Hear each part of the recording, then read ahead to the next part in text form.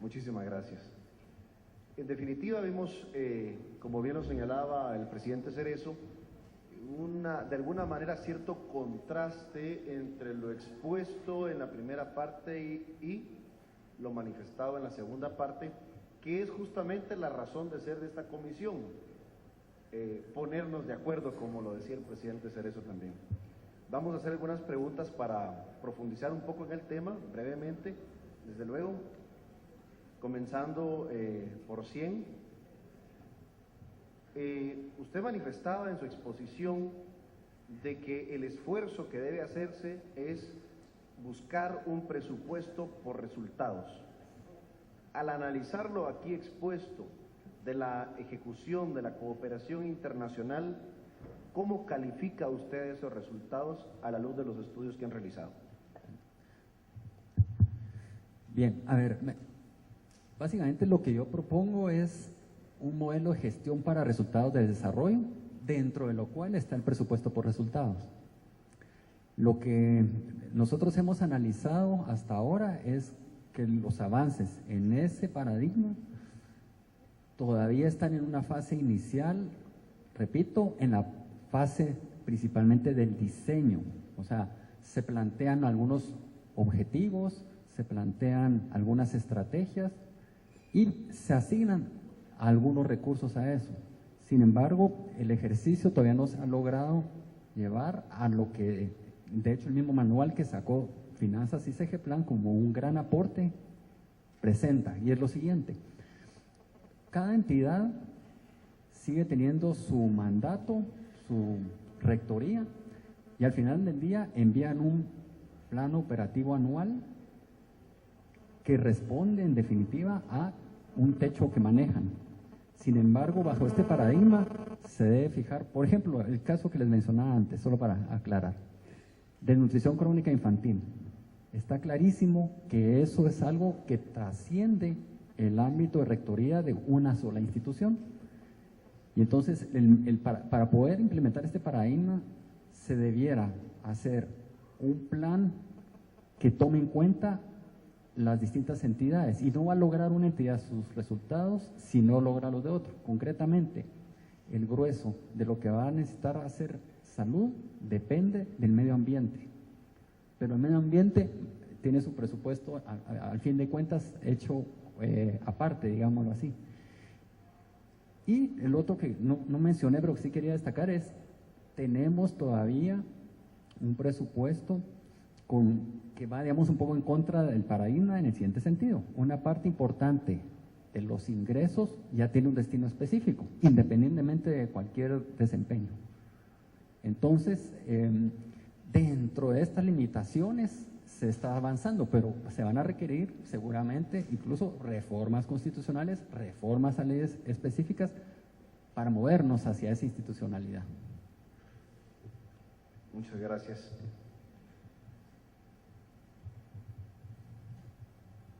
Siempre siguiendo con esta lógica del análisis por resultados, hemos visto en las gráficas que se presentaron por parte de CGPLAN, que lamentablemente son hasta el año 2012, cuando en realidad nos hubiera gustado mucho tener la información actualizada hasta el 2014, que es justamente lo que hablamos. No tenemos un sistema de información actualizada que nos permita evaluar en este momento cómo están los resultados de la cooperación internacional. Sin embargo, haciendo uso de esa información que se nos ha proporcionado del 2012, vemos por un lado que dentro del presupuesto se gestionan préstamos, es un 11% mencionaban del presupuesto para el próximo año. ¿Cómo ve el Ministerio de Finanzas la ejecución presupuestaria si consideramos por un lado la dificultad que se tiene para aprobar los préstamos debido a los trámites burocráticos, a la falta de coordinación interinstitucional y también falta de coordinación con los demás países de Centroamérica en la búsqueda de objetivos? Entonces, por un lado vemos la dificultad de gestionar estos préstamos y por el otro lado, cuando se consiguen estos préstamos, vemos una muy baja ejecución, y quisiera poner un par de ejemplos. Los préstamos del BID que van destinados a la infraestructura educativa, por ejemplo, tienen una escasa ejecución. Sin embargo, son préstamos que por ser reembolsables también estamos pagando un tipo de interés. Los préstamos que van destinados al Infom para proyectos de agua tampoco han tenido ejecución. Entonces, vemos con preocupación que hay un retraso en el trámite administrativo y a último momento nos cae a nosotros en el Congreso, por decirlo de alguna manera, la aprobación inmediata de préstamos, como lo decían anteriormente, sin la discusión necesaria, y el desgaste se lo lleva el Congreso.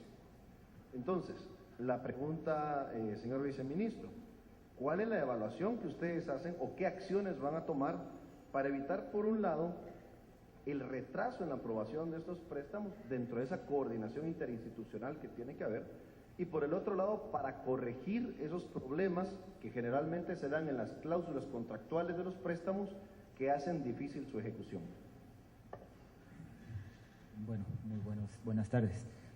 Voy a tratar de responderlo con ejemplos de la gestión para ver el problema y encontrar y como ejemplificar. Por ejemplo, el préstamo del BID que se ejecuta en educación para la infraestructura educativa. Ahí cabalmente muchos años de retraso por un tema, unidad ejecutora. En el contrato de préstamo se establece que va a ser en el Ministerio de Educación, pero cuando vamos al Ministerio de Educación, el Ministerio de Educación no tiene el equipo para poder elaborar ese préstamo. No tiene el equipo técnico para poderlo elaborar. Entonces empieza a haber una salida.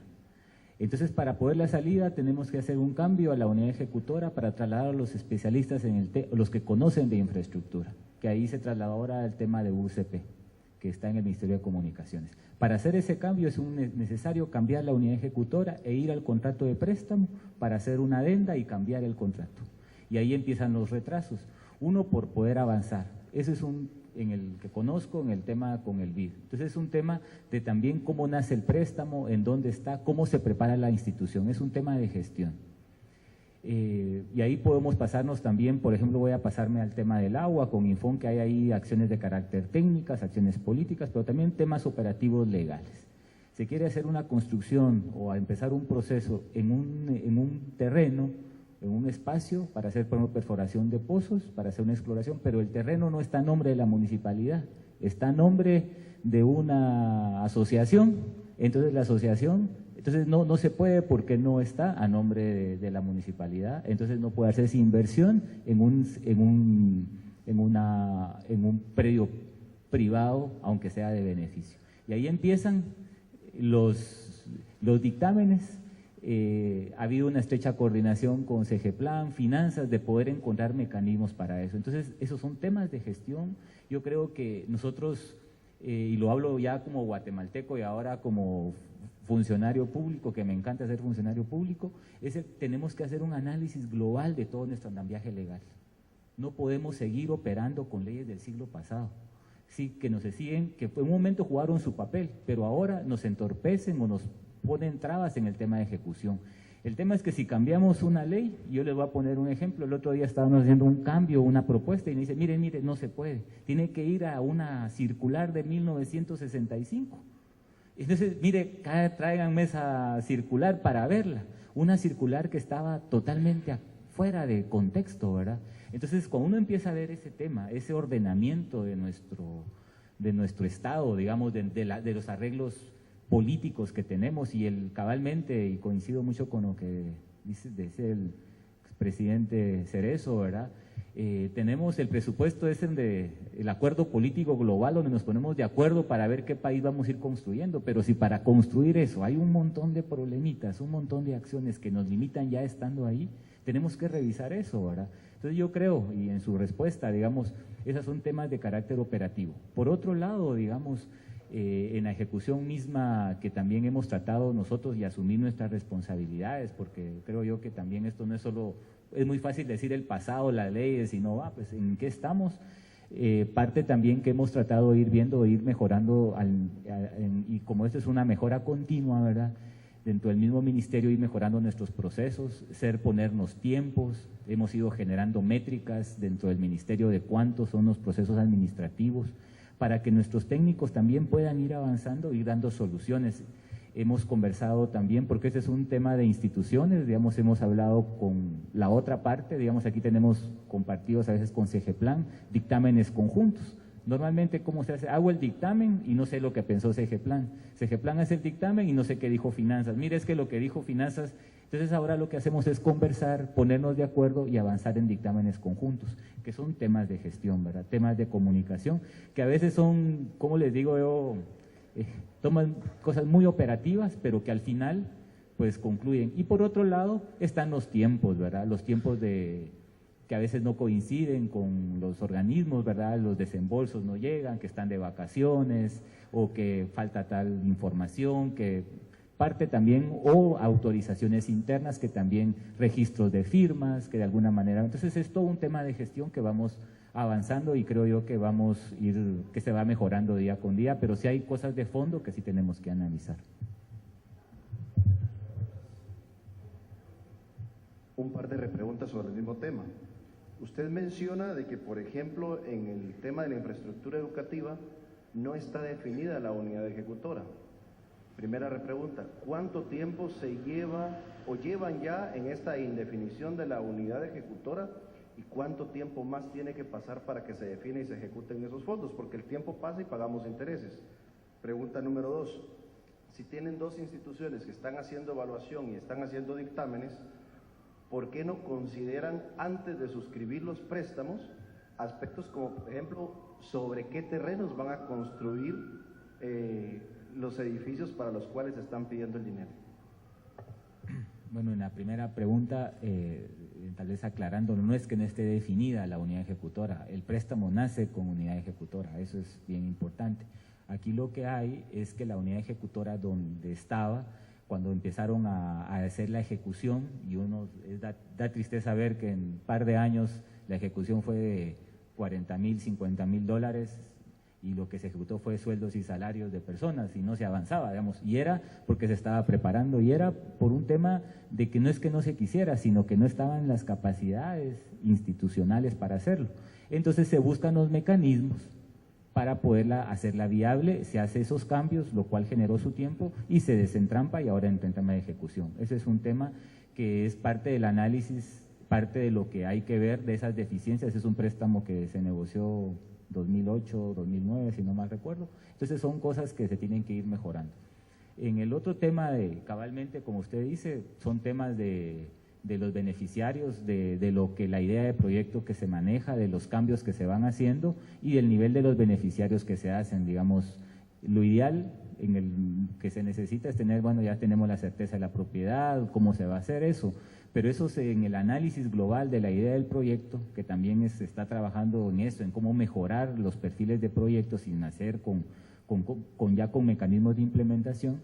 También hay cambios alrededor, hay prioridades que se den, puede hacer, y estoy suponiendo de lo que yo conozco, de que he estado viendo, se había pensado en un lugar, que en ese lugar no, por razones técnicas no funcionaba, entonces hay en otro lado, pasémoslo al otro lado, ahí es factible y pum, el problema ahí. Y así empiezan, entonces son temas de gestión, cosas que se van dando al medio, que tenemos que ir mejorando, por eso el tema legal hay que irlo viendo para hacerlo más viable, ¿verdad? Muchas gracias, señor viceministro, aunque sí ratifico mi preocupación en que esos aspectos técnicos no sean vistos antes de gestionar los créditos, con la consecuencia lógica de que la demora nos hace incurrir en el pago innecesario de intereses. Señor presidente del Banquat, usted mencionaba en su exposición de que uno de los principales problemas que tenemos como Estado es que no sabemos qué pedir. De acuerdo a los análisis que ustedes han hecho, ¿hacia dónde debería ser o hacia dónde debería dirigirse primordialmente la solicitud de la cooperación internacional para lograr un despegue económico equilibrado, generalizado y sostenible para el país? Muchas gracias. Sí, hay temas de coyuntura, es decir, de corto plazo y temas de mediano y largo plazo. Tema de, por ejemplo, ahorita el Gabinete General de Gobierno debería estarse reuniendo, discutiendo, bueno, de hecho lo ha hecho, el tema de la seguridad alimentaria ahorita es una prioridad de Estado, pero no tanto es de coyuntura, este problema lo vamos a seguir teniendo cada año. Y entonces, para no estar haciendo parches, se debe definir ya una política pública de mediano y largo plazo que tienda a atender este tema. Ya hablaba el señor embajador de Israel, el tema de agua e irrigación, ¿verdad? Para unos 12 años el Estado invirtió mucho en sistemas de riego y se quedaron ahí tirados. Es una inversión que se perdió lamentablemente. Entonces, eso es un tema de que hay que tratar el tema de seguridad alimentaria ahorita, pero tratar temas de sistemas de riego, ¿verdad? Nuestro país tiene muchos recursos hídricos, no lo hemos sabido explotar. Con sistemas de riego podemos ir superando los problemas de mediano y largo plazo, puede contribuir. Otro problema tremendo, tema de educación. Tenemos un problema serio, es un factor que afecta el desarrollo económico del país. Y todos sabemos que en materia de competitividad, si nuestro capital humano no está preparado, no podemos salir. Hoy por hoy hay un estudio, un organismo internacional que dice que si nosotros lográramos subir nuestros 4 años promedio de educación al promedio que tiene Latinoamérica, nosotros pudiésemos estar creciendo económicamente en 1.2% puntos porcentuales más. Esto es lo que nos indica, la educación es un factor de desarrollo total. Pero miramos, en el presupuesto se le asigna alrededor del 3% del Producto Interno Bruto, de los más bajos en el mundo. No es porque no se le quiera asignar, la carga tributaria que tenemos en el país es del 11%. Decía Einstein que el concepto de locura es tratar de alcanzar resultados diferentes y seguimos haciendo lo mismo. Entonces seguimos haciendo lo mismo y queremos resultados diferentes. Tenemos que, además de lo que ya tenemos en materia de recaudación, hay que pensar en algo más, algo adicional. Un ejemplo que han seguido muchos países, incluso los países avanzados y muchos países de América del Sur, es la explotación o el mejor uso de recursos naturales, cuidando el medio ambiente y atendiendo estándares internacionales. Ese es cómo dotarnos de otros recursos al Estado que puedan atender temas prioritarios de desarrollo como es la educación. Ya decía yo, temas de preparar el capital humano de las entidades del Estado, y eso conlleva el fortalecimiento de las instituciones del Estado. Y eso nos lleva al cumplimiento incluso del mismo Estado de Derecho. Y un tema, otro factor de desarrollo que no le hemos puesto atención en Guatemala, de verdad, es el tema de las MIPYMES. No lo hemos desarrollado. Con la constitución de un fideicomiso y poner fondos de garantía, con eso no estamos haciendo nada. Se debe definir una política para el desarrollo de las MIPYMES, que es el sector que más fuerza laboral da en el país y le da a la economía nacional más del 40%, pero no le hemos puesto atención a este tema. Hay que desarrollar políticas y para ello, pues sí, hay quienes han avanzado mucho en este tema, países avanzados que sí le dieron prioridad en su momento, países asiáticos que le apostaron a esto, apostaron a la educación, apostaron al desarrollo de los MIPYMES, y ellos nos pueden trasladar esas experiencias. La cooperación internacional ahí nos puede ayudar mucho, por plantearle algunos. Muchas gracias. Vamos a hacer la última pregunta entonces al presidente Vinicio Cerezo. Le voy a hacer una pregunta comprometedora. Usted habló del tema de la voluntad política como, digamos, el factor principal en este momento para poder agenciarnos de más fondos, para poder ejecutar de mejor manera la cooperación internacional y para poder impulsar una política de desarrollo. Si usted fuera el presidente de la República en este momento, licenciado Cerezo, ¿qué acciones tomaría usted para enmendar los errores o los vicios que podamos estar cometiendo como Estado?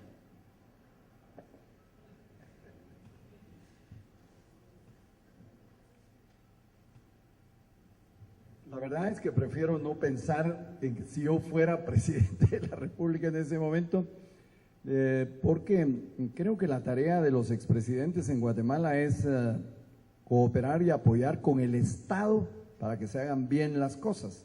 Y entonces lo que tenemos que hacer es, en lugar de estar pensando en involucrarnos en la dirección política de un partido o en volvernos a partidarizar, hay que participar en política, pero buscando el beneficio colectivo del país.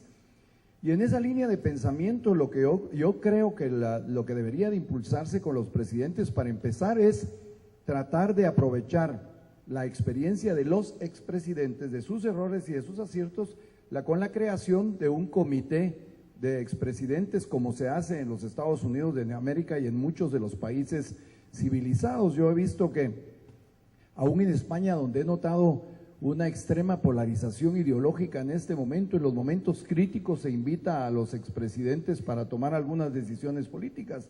Se usa también en Alemania y en muchos de los países para poderlo hacer.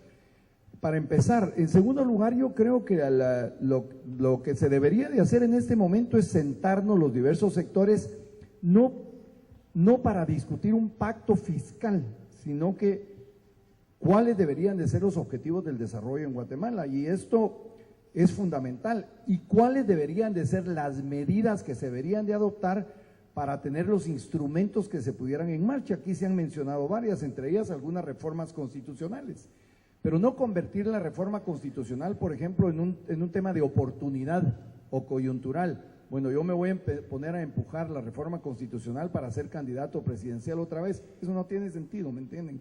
Es decir, eso sería caer en una trampa totalmente coyuntural, y lo que hay que hacer es lo contrario, es decir, ¿cuáles son las reformas que se hicieron en el 94 a la Constitución de la República que pueden ser obstáculos para el desarrollo?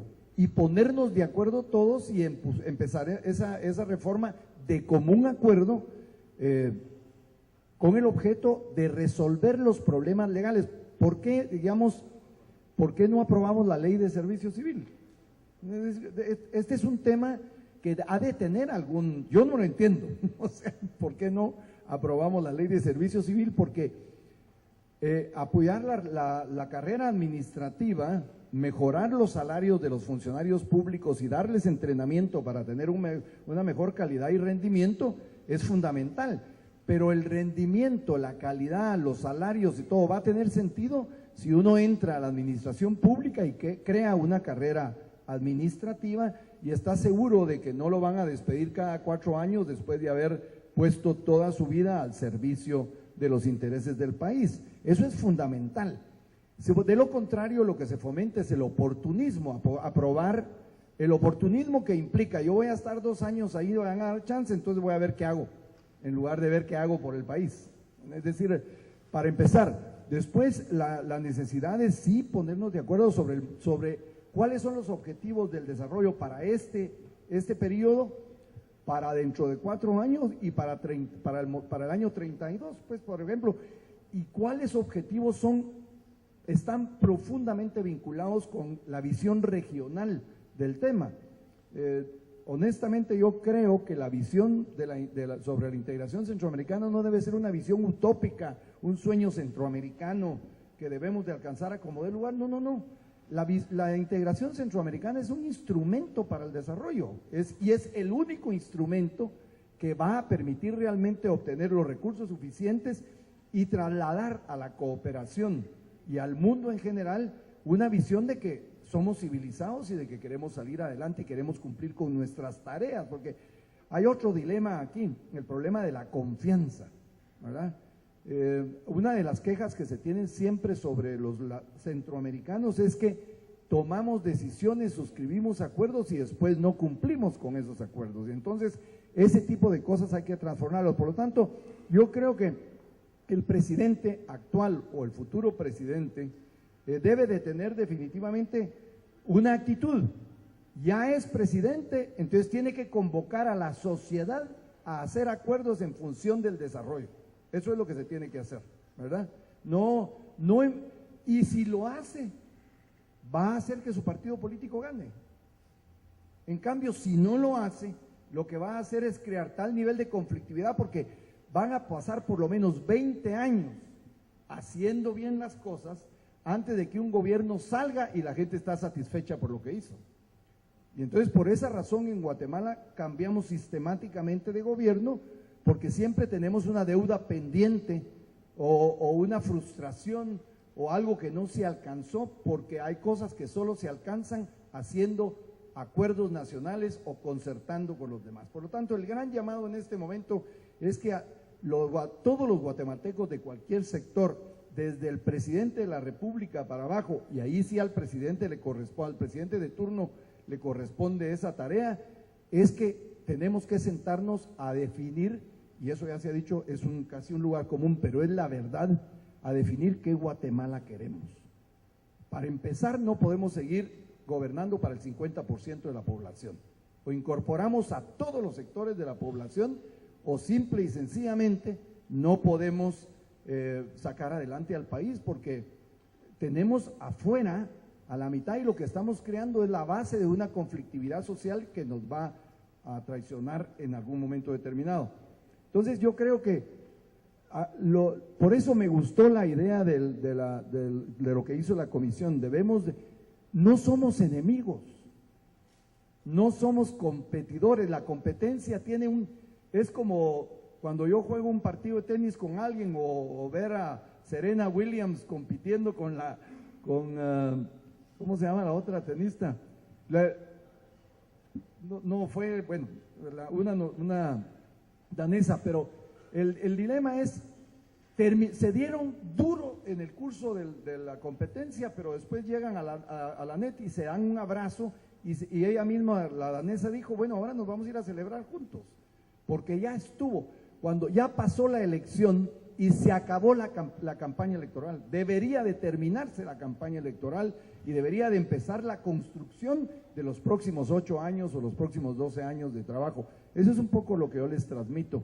Y esta no es una crítica al presidente Pérez, ni es una crítica a los anteriores presidentes, porque como yo confesé, probablemente yo cometí algunos de esos errores, pero a estas alturas del partido, 25 años después, es ridículo que lo sigamos cometiendo. La verdad es que la invitación es a que enderecemos las cosas y nos demos cuenta que todos somos necesarios para el bienestar de la población y del país. Muchas gracias. Bien, de esta manera damos por concluida la segunda parte de este foro, agradeciéndole a cada uno de los señores panelistas en esta mesa y rescatando lo que decía el presidente Cerezo. Este es un espacio para dialogar, que es un espacio que buscamos hacerlo permanente para poder enmendar lo que esté mal y al final también darnos el abrazo como hermanos. Continúa en el uso de la palabra el diputado del Águila. Gracias, vicepresidente. Solo un resumen breve de lo que acá se ha hecho. CEGEPLAN planteó la posibilidad de reformar la ley orgánica del presupuesto y nos dijo también que sí hay política de cooperación y que esa política se va a vincular con el Plan Catún y que también está en proceso un reglamento, precisamente para agilizar esta actividad. Cooperación internacional dijo que el diálogo con el Parlamento debe continuar. Nos dijo también que Alemania apoyaría o está apoyando el tema de la recaudación tributaria a través de tecnificar sistemas de recaudación.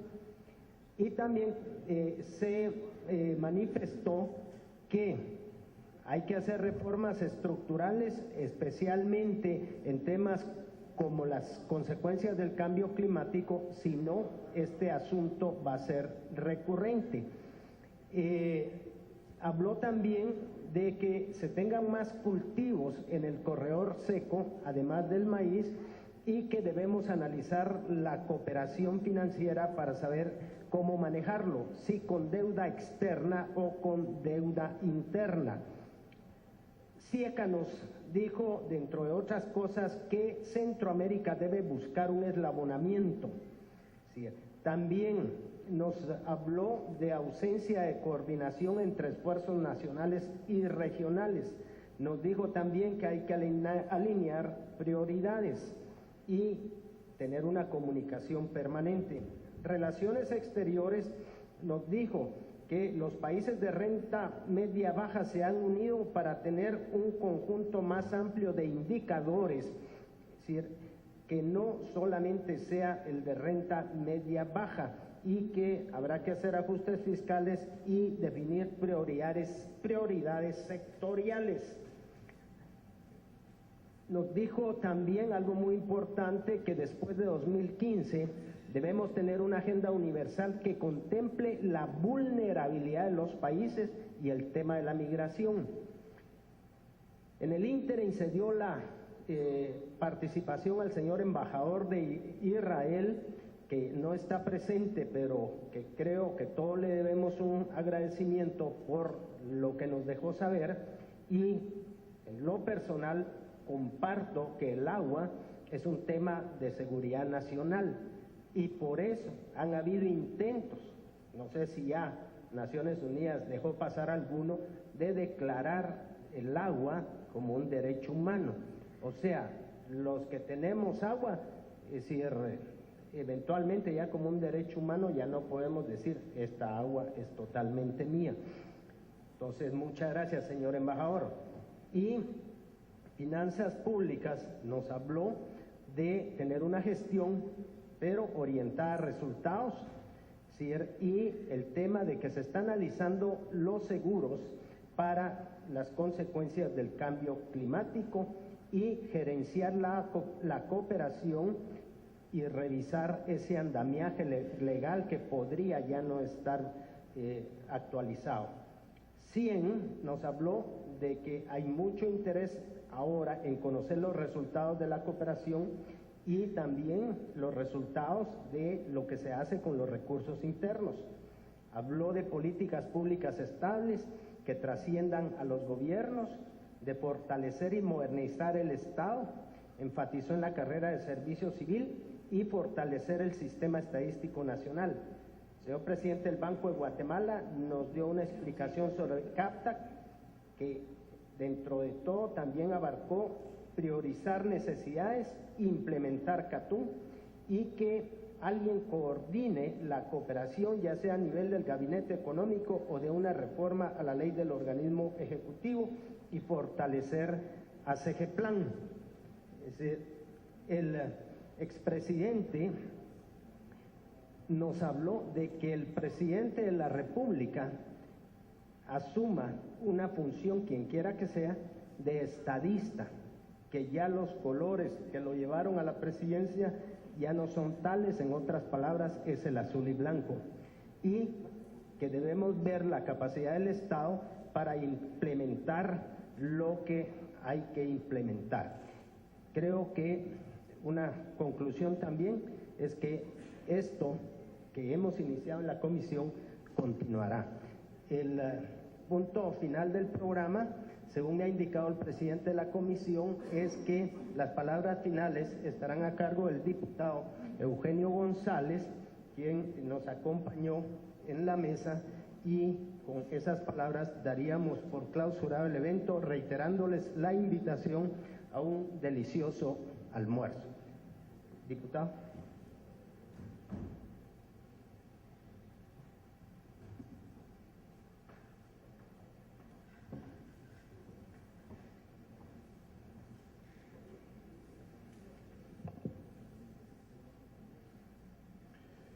Kuah kimultshir cherahau, arnimlach Dios kochikiach, y utz, kuiloin, cherk kumulichkip, chuchumshik, necesidad. Quiero agradecerle a Dios, al Altísimo Dios, por esta oportunidad. Y qué bueno miro yo de que estemos reunidos y unidos en este momento para pensar el desarrollo, la problemática de nuestra nación Guatemala. Al señor presidente de la Comisión de Relaciones Internacionales, a la comisión, a los compañeros diputados, al expresidente de la República, Vinicio Cerezo. Creo que esto nos compromete, esta comunión que hemos tenido nos compromete para seguir luchando contra el flagelo que vive nuestra Guatemala.